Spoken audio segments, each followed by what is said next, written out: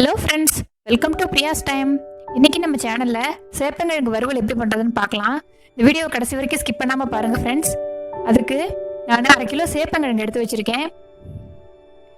இந்த சேப்பங்கிழங்கை வேக விட்டு ஊளுரிச்சு வச்சுருக்கேன்.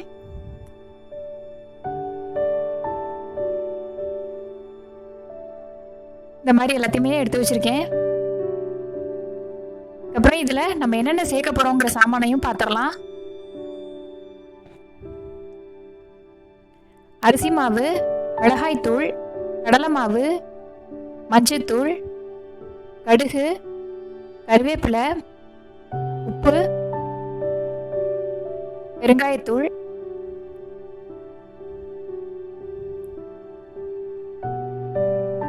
சேப்பங்கிழங்க நம்ம ஒரு மாதிரியே எல்லாம் இருக்காது, அதுக்காக கொஞ்சம் வெட்டி வச்சுக்கிட்டா பார்க்கறதுக்கு நல்லா இருக்கும்.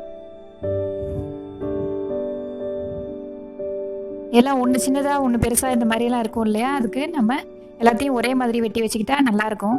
இந்த மாதிரி வெட்டி வச்சுக்கோங்க.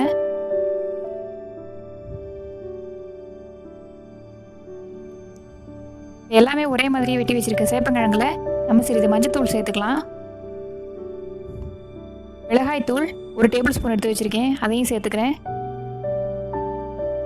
அரிசி மாவு 1 டேபிள் ஸ்பூன் எடுத்து வச்சுருக்கேன், அதையும் போட்டேன். கடலை மாவு 2 டேபிள் ஸ்பூன் எடுத்துக்கோங்க, அதையும் போட்டுடலாம்.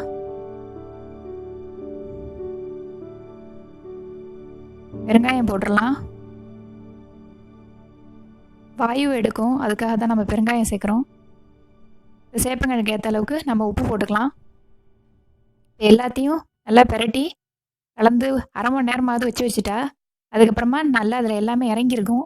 நம்ம கடாயில் இப்போ எண்ணெய் காய வச்சுட்டு அதில் நம்ம கடுகு சேர்த்துக்கலாம். கடுகு நல்லா வெடிச்சதுக்கப்புறமா அதில் கருவேப்பிலையும் பிச்சு போட்டுருங்க. இந்த கருவேப்பிலை ஒரு நல்ல வாசனை கொடுக்கும். அதுக்கு நம்ம எல்லாத்தையும் பரட்டி வச்சுருக்கத சேப்பங்கிழங்கு கொஞ்சம் கொஞ்சமாக அதில் சேர்த்துடலாம்.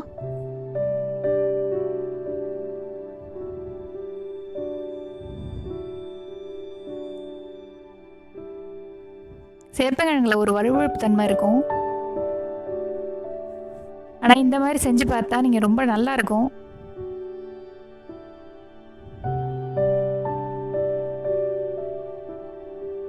நம்ம சேப்பங்கிழங்கு செய்யும்போது உப்பு காரத்தெல்லாம் அதுக்கப்புறம் போட்டு செய்கிறத விட இந்த மாதிரி கலந்து வச்சுட்டு நீங்கள் செஞ்சீங்கன்னா ரொம்ப நல்லாயிருக்கும்.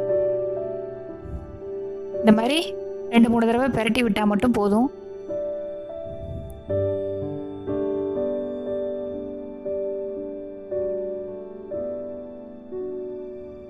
நல்ல சாதத்துக்கு சூப்பராக இருக்கும். சாம்பார் சாதத்துக்கு, தயிர் சாதத்துக்கு ரொம்ப நல்லாயிருக்கும். ரசஞ்சாதத்துக்கும் நல்லாயிருக்கும். நல்லா வழுவழுப்பு தனிமையெல்லாம் போயிடுச்சு, நல்லா முறுமுறுன்னு வந்துடுச்சு. சூப்பரான சேப்பங்கிழங்கு ஃப்ரை தயாராகிடுச்சு.